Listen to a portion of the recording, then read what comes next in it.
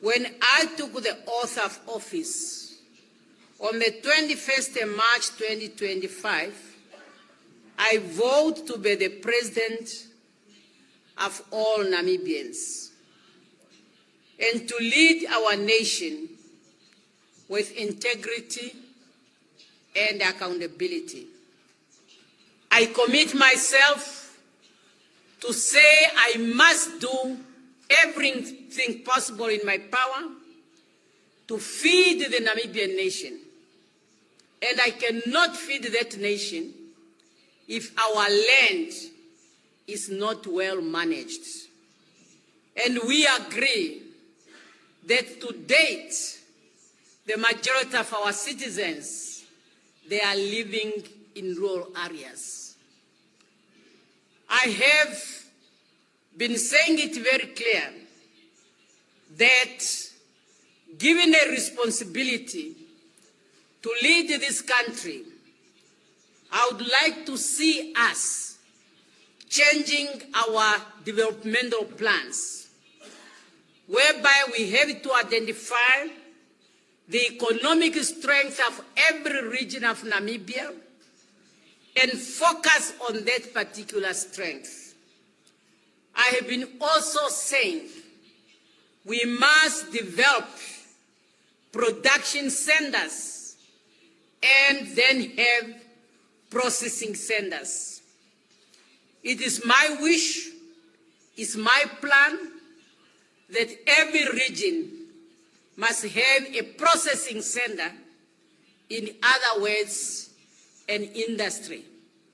It does not matter how small it is, but as long as we start and we work together as a government and the traditional authority, I'm convinced, deep in my mind, that it's all possible.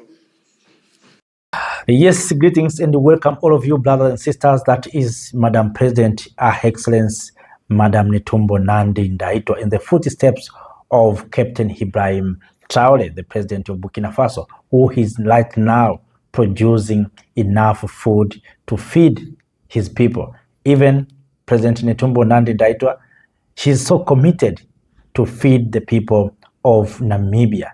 She said the time for Africans in Namibia to die hunger is over. The time for Africans in Namibia to go into sleep with no food is over.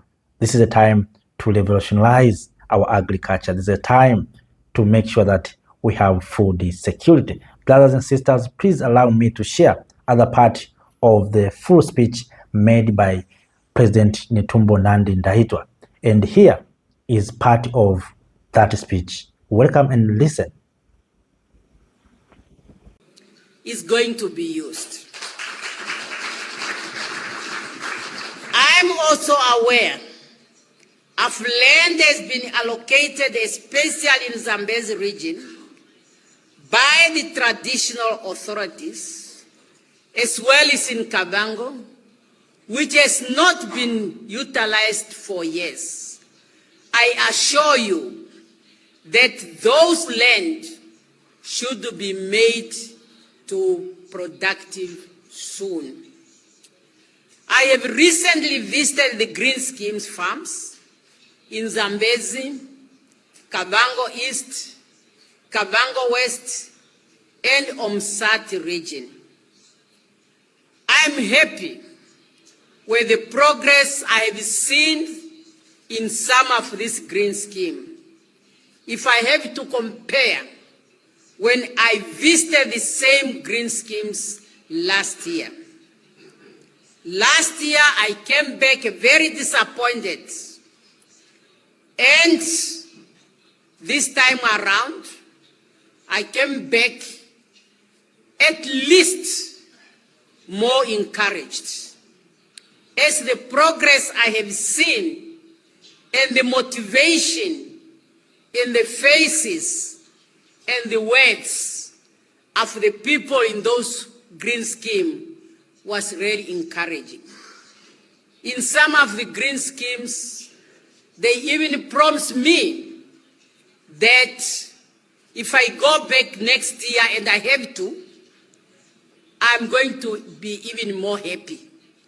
To the extent that in some of the green schemes, they say I'm not going to find any land which is supposed to be put under production, which is not under production. And this is what Namibia should be. So therefore, I have to say, much still remains to be done if we are really to serve our people to the best of our ability. Director of Ceremonies, the 8th administration under my presidency is determined to unlock the full agricultural potential of Namibia and position our green schemes as models of excellency in sustainable development. Together, we can transform green schemes into engine of food security and create sustainable jobs for our young people. And I'll underline, we need our traditional leaders because these green schemes are within the territories under your responsibilities. Director of Ceremony, I am very much disturbed by the never-ending infighting and leadership succession dispute that continue to prevail in our communities across the country, to the extent that the integrity of our traditional authority is on the way to be seriously questioned by the nation, by our subjects. As I am speaking now, I am informed out of 53 recognized traditional authorities, 16 traditional authorities are without leadership due to succession dispute. The minister, in his statement, elaborated on this. Our founding president taught us, a nation without a culture is not a nation. Now, if we are diverting from our culture, if there are problems in our society, we have to ask ourselves, where are they coming from? And regrettably, because of this dispute, the government is drawn into the midst of these avoidable disputes, which are not only causing division among our communities, but also consuming necessary resources that could be better allocated to matters of priorities, such as war against poverty and disease. Even the minutes the minister spent here talking about it, and the minutes I'm now spending, we could have discussed something better. And remember, these minutes are the resources of the Namibian people. I'm standing here on the ticket of Namibian people, and every minute I'm using, Namibian people have paid for that minute. I could have advised you on better things.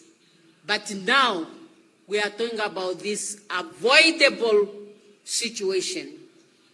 Such a dispute undermines community unity, eroding moral and cultural values that can lead to loss of cultural identity. Will lead to loss of cultural identity. Customary laws that govern succession should be understood, respected, and complied with. I appeal to all traditional authorities to intentionally seek to resolve all disputes and install your rightful leaders as a matter of great importance and agency in using our cultural laws, our traditional laws. You cannot continue to deny your subject the necessary services that could be driven from a proper traditional governance system. Unless we are saying there is no need of traditional authority in those communities. If they can be run for many years without a leader, as a president, you are telling me there is no need of a traditional leadership in that communities. And they can fall under the central government, the municipal government, the regional government. We cannot hold our people hostage, saying that we are solving the problem that is not being solved. It is so sad. It's so sad. Foregoing the traditional solutions and taking those disputes to modern day courts, which are based on a mix of cultural brackets. I think the professors here agree that the Dutch law we are using is a mix of different cultures, because nothing has came from heaven. Everything came through cultural brackets. They erode the traditional values and norms of our society. Yes, what a message from Madam President, Her Excellency Madam Netumbo Nandi Ndaitwah. Brothers and sisters, you heard from Madam President how she's so committed to feed the people of Namibia and to bring changes in Namibia. She's so courageous and revolutionary leader. One thing that I'm very interested with is her plan of creating production centers and processing centers. This will create jobs and create creativity among Africans. You know, I have been saying this many times. If you look Africa in general, even country-wise, in almost every area, there are something that is unique. You find in some areas so potential for agriculture. You find some areas so potential in terms of minerals, others in terms of water. So how are we using those potentials? How are we going to use those opportunities?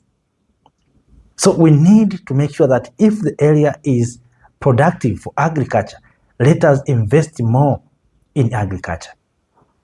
And that area must be producing enough to feed other areas. If it's about minerals, let us that area produce enough minerals for the rest of region. And that's why I think Madam President, she said that her plan is to make sure that every region has processing and production centers. If it's about agriculture or livestock keeping, the same. You know, sometimes in Africa, when people are saying we lack jobs, sometimes you wonder that how is it possible that with all these potential that we have, we are still lacking job opportunities? It's because we don't have plans. And if we have plans, we are not implementing those plans. And one good thing also I'm happy with, Madam President, is her plan to work with traditional rulers. You know, these traditional rulers know many things. Of course, we have ignored them because of the current situation. Of course, we feel we are more modernized. We don't need these traditional rulers. We need maybe Western systems. But these traditional rulers, they know many things. And that's why Madam President, she said that traditional rulers will help her to achieve her desire and to bring development to the people of Namibia. Brothers and sisters, of course, Madam President has spoken one thing that is also important, the issue of unity for purpose. We have been talking about the issue of unity. When we talk about unity, we don't mean that we need to maybe to be nearby, trying to make stories. No, we need the unity of purpose, unity of mobilizing our resources. And we have seen the same thing happening to Burkina Faso. You know, I'm always using Burkina Faso because in my lifetime, I've seen changes. Within 3 years of Captain Ibrahim Traore into power, I saw a lot of changes. And this made me to understand things is possible on the ground. So that's why always I use an example of Burkina Faso, that right now people are united for the purpose. We have seen, witnessed young people constructing their roads, people engaging in economic activities, building infrastructures. So everyone is contributing. That's what we say, the unity of purpose.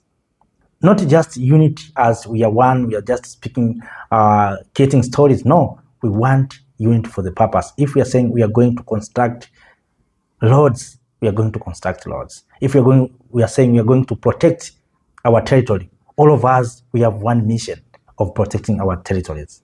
That's what we want to see in this continent. We need to unite for the purpose.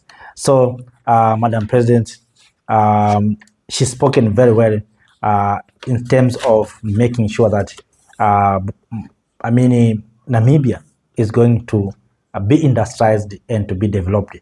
Also, the issue of, I think you heard the issue of cultural, that we are nowadays we have been attacked culturally, that behavior has been changed in our societies. We have now started to see Africans applying Western culture, trying to apply or to live as Western people. But all in all, it's because we have left our elders, and this is what we call traditional rulers. If we can bring traditional rulers into the table and bring them into governance, find a way how we can accommodate them, we can regulate and we can move in the right track. Our children can have good behavior and can respect people. Right now, you see we have these wars and conflict where brothers are raising against brothers. We are fighting each other. It's because of these things. You know, let me say one thing. When I was young, I was watching these movies, these fighting movies and the war movies. I thought it was just a pleasure. But when I grown up, I understand those movies were teaching Africans not to fear anything. Because you have watched the movie, people killing each other. You have watching the movie, someone can kill a villagers and without care. We have seen on the movie, maybe Sterling can attack police, and that has created something in our minds to think that it is normal. That's why right now you see young people are engaging in fighting. Africans are being used to fight for the interests of other people. So those movies has impact in our psychology.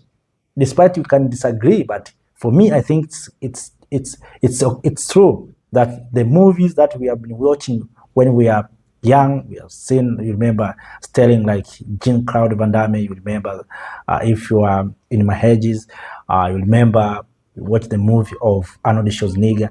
Those movies was attacked our mind psychologically to think that we can, of course, they made us inferior to see that white people is so powerful. Remember that a single American commando can defeat Vietnamese, millions of Vietnams. Those was just to create something in our mind. But the thing is that they have created Africans to start fighting each other. So we need traditional rulers in our communities so that they can regulate this behavior that we have right now. We have seen Africans, men, want to act as women. Those are not our culture. Those are not our behavior. African man is like a lion, is a king. How can be a king look like a woman? Women in Africa is a woman and a man is a man. But right now, if you go to the township in the cities, you find men live as women. We have seen Africans men bleaching their color to look white, competing with their sisters. It's because of culture. But all in all, brothers and sisters, we can overcome. We can overcome if we can include our traditional rulers. We can teach our children our true history, our true culture, and those who are responsible is our traditional rulers and we, the people of Africa. I remember when I was young, when it's reached in the evening, our grands were creating fire. We're surrounding the fire. If there's maybe some meat, we are putting meat on the fire to or some maize. At that time, our grands were giving us a story. They create stories for us, teaching us through stories. That's how we were living. Of course, time has passed. The era is different. Now we're in the era of science technologies.